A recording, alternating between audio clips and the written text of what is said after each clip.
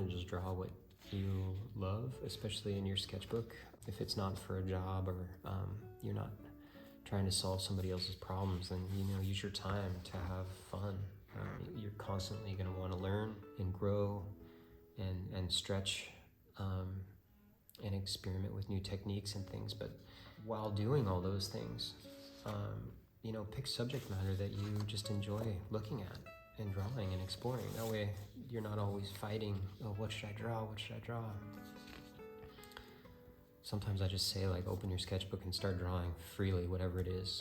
Maybe you see a plant in the corner of your house and you just start drawing that plant, and it leads to other plants, and then it leads to a forest, and then you start drawing trees, and all of a sudden you've got a page full of really awesome work. It's got a lot of stuff that I love. Axe, skull, shapes, designs. It's kind of lost childhood and loss of innocence.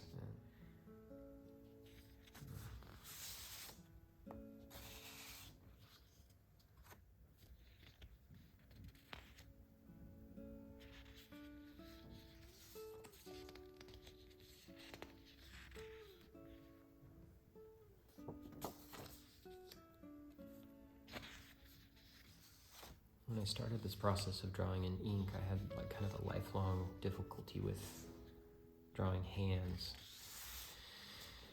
And so I kind of took it upon to just go for it. Again, with ink, you just don't have there's no way out, right? It's just an additive medium. There's no undo, there's no pencil sketch beforehand to work out, the joints and the anatomy and the proportions and relationships. So you really just have to trust yourself. And I think by using ink, especially with these chunky pens where you can block in shadows, you start seeing things as planes, which, is really a good way to draw in general, especially with anatomy, is to just think in terms of planes, what's in shadow, what's out of shadow. If you have enough understanding of the underlying anatomy, then you can block in those shadow shapes, and it'll become more of a form rather than an accurate drawing of a hand. If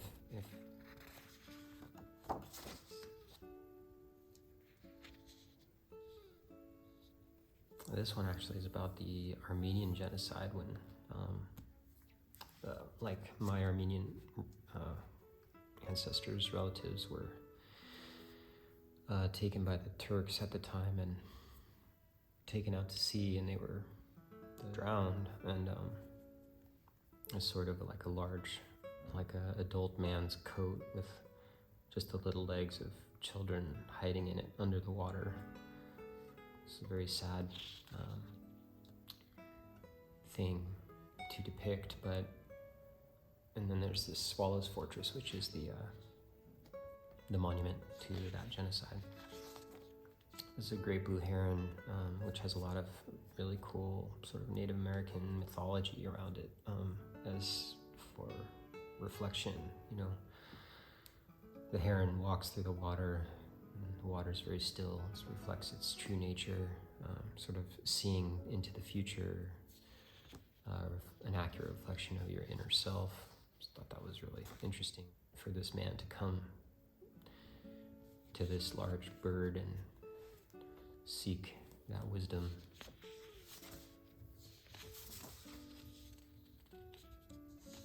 This was a lot about designing the shadow shapes, big chiseling marks,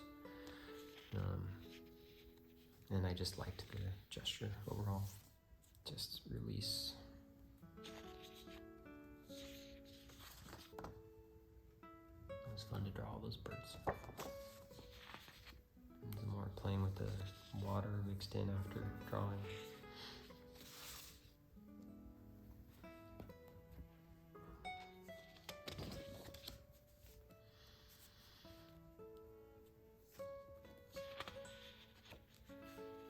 In this one you can see a lot of, those influences I was mentioning. There's kind of the Klimt to, contemporary Sheila, the fabric designs, the textures, the textiles.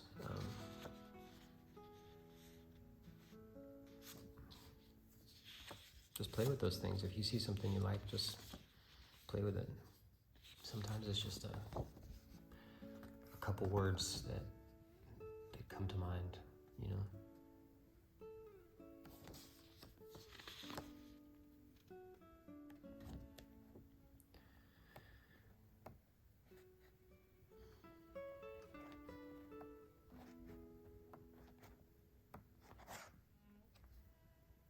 Sometimes you can do a fun exercise where you just kind of do free association and think of a story that weaves these pages together, or you just look at the graphic quality of them and you just kind of enjoy the shapes and the design and the areas of texture. And you can also get a feel when you do this of like where you need to make improvements or corrections. Just kind of learn as you go and look at other things.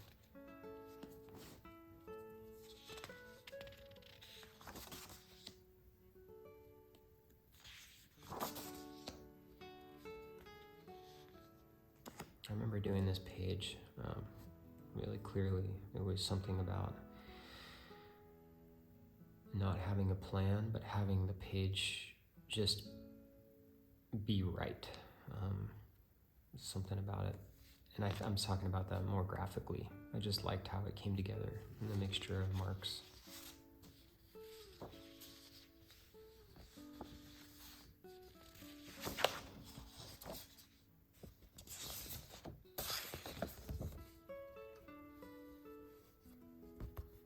I'm not sure the focus is. I really like this idea of this kind of character, like rising up and pushing the earth up. It might just be a concept I've never used this drawing for anything, but it might be a concept that triggers a story. This is a place up in the mountains. There's this, I think it's an old Doug fir or something, and the whole top of it has been burned away, or it's dead, but it's this really stark spire against the mountains and the clouds. It's really beautiful.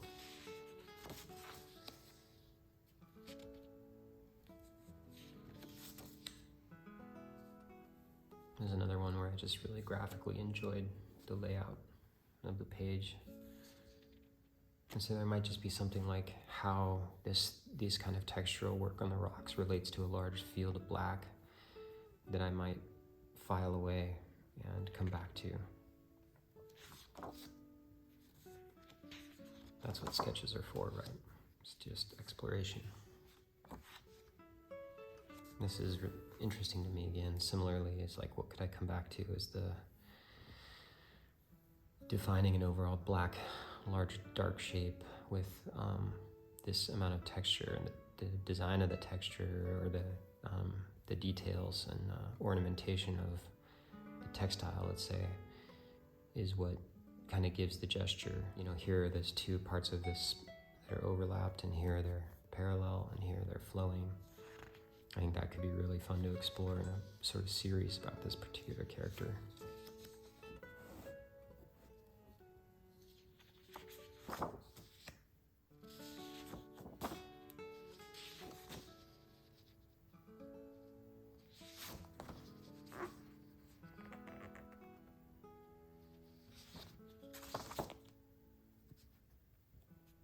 really liked this hand, remember?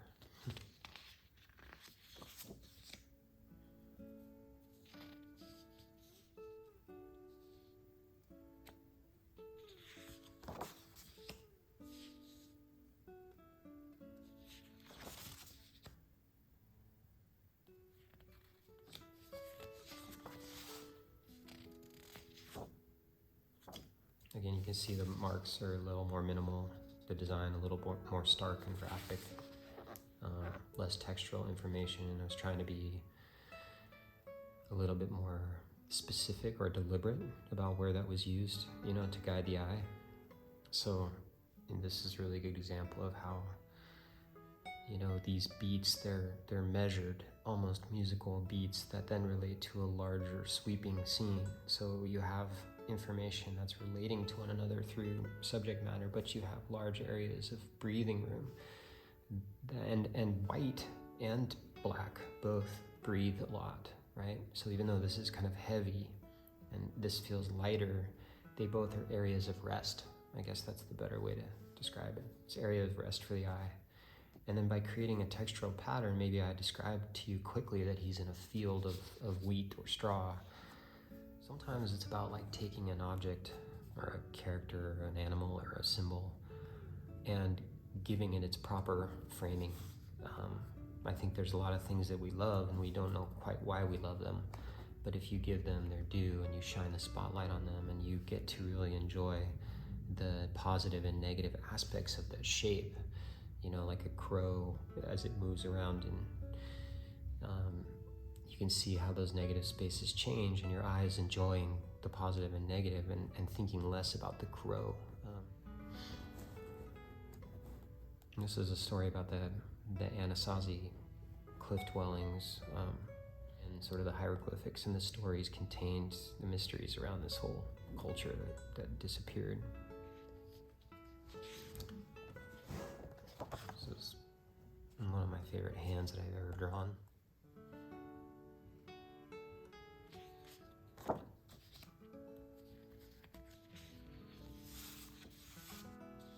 And the reason I love that 6mm Pilot parallel pen is because I can do all of these marks with that.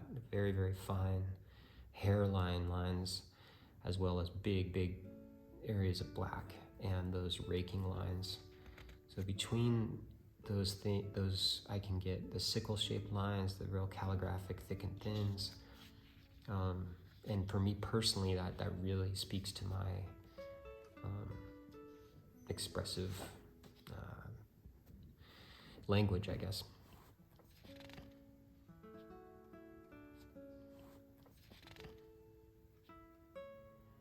It's kind of demon, covered in tattoos.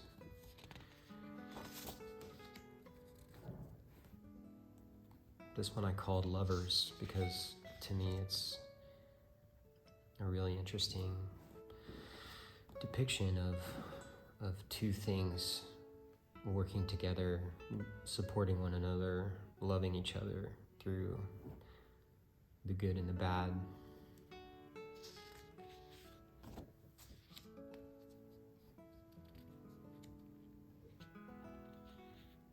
You'll notice that I draw a lot of trees without foliage. I find a lot of I guess, the history and the story of the tree within its branches and its bark and its trunk, where it's dealt with adversity like a fire or, a drought or some disease, and then where it maybe has grown again. It's all like writes the story of this tree. And then oftentimes, you can imagine a canopy above it and it's casting shadow. So the top of the tree is kind of in shadow and then it comes out into the light. That's the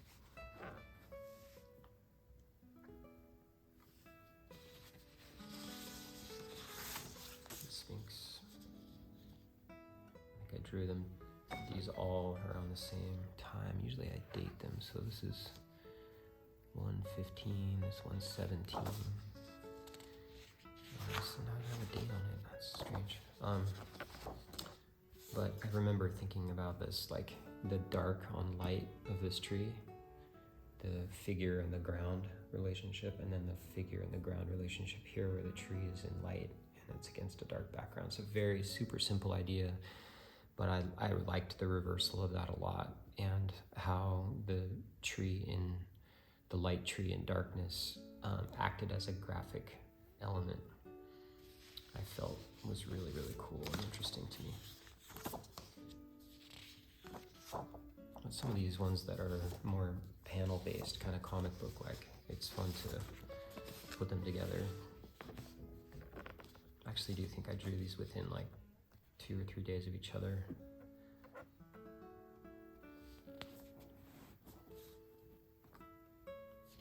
Self-portrait.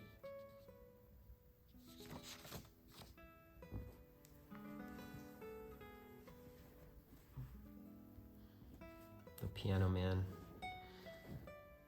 I really liked the distortion of the hands and the sort of expression. The tie. This is really fun drawing to do. When I did this, I didn't block in all this dark shape. I think I started with this outer shape, but then I started drawing, the sort of the head and the hands, and I had these areas of focus.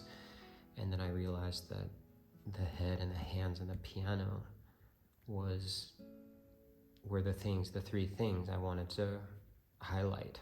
And so I literally blacked out everything else. And it's not a bad way to go. If you know what your drawing's about, clarify that statement for the viewer.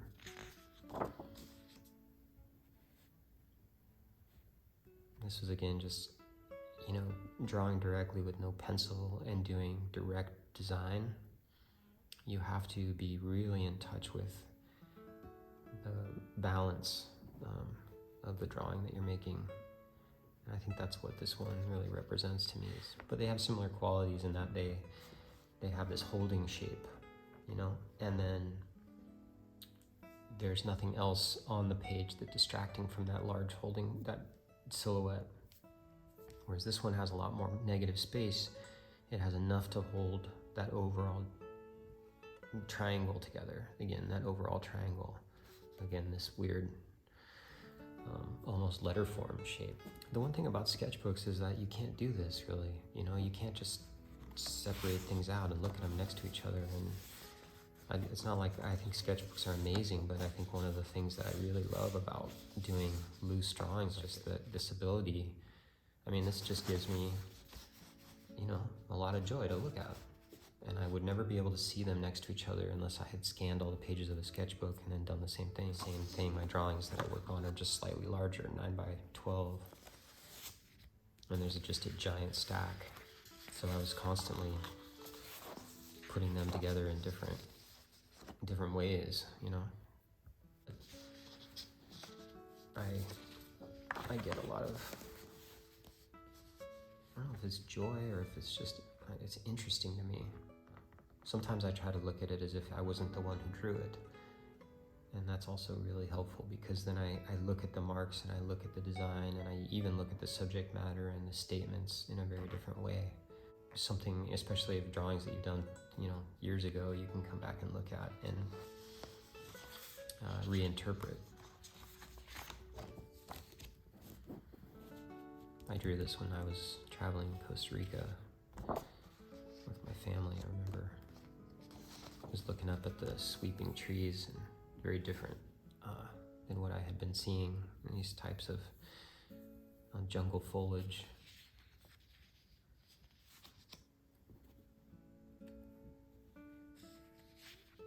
There's that character with the texture, the detail on the clothing. I remember doing this drawing and deciding to put these black shapes in the sky, and the black shapes in the sky came after I did that. And so it was a reaction to another thing I had done in the drawing.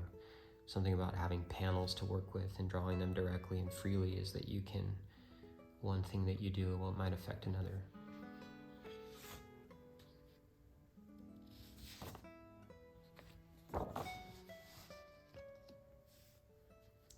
These were very much together. You can see almost the exact repetition of this character. And the process, it wasn't that I had like a linear story necessarily, but I had a scene or a small scene that I wanted to visualize. The city, like the quiet, like haunted city, this man with the campfire, this skeletal death following him, the masks, the petals of the flower, or the ashes.